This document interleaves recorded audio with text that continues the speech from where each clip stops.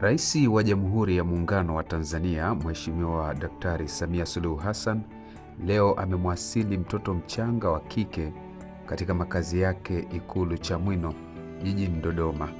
Mtoto huyo aliyepewa jina la Grace Samia Suluhu alitelekezwa mjini Nzega mkoani Tabora na amekabidhiwa kwa Rais Daktari Samia Suluhu Hassan na Mkuu wa Wilaya Nzega, Mheshimiwa Naitapwaki Tukai.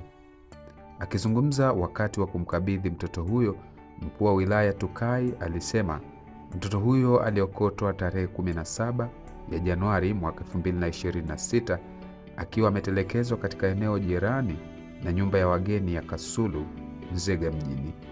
Alieleza kuwa baada ya kupokea taarifa hizo, alishirikiana na jeshi la polisi kumchukua mtoto huyo na kumpeleka hospitalini kwa uchunguzi na uangalizi, huku juhudi za kumtafuta mama yake zikiendelea bila mafanikio.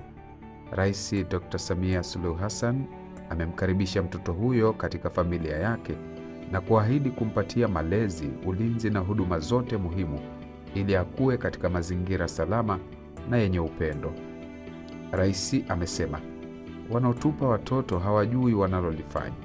Kuliko kumtupa mtoto, ni afadhali ukamkabidhi katika mamlaka za kisheria au kituo cha kulea watoto. Kila mtoto aliyezaliwa ni hazina na hatujui kesho yake.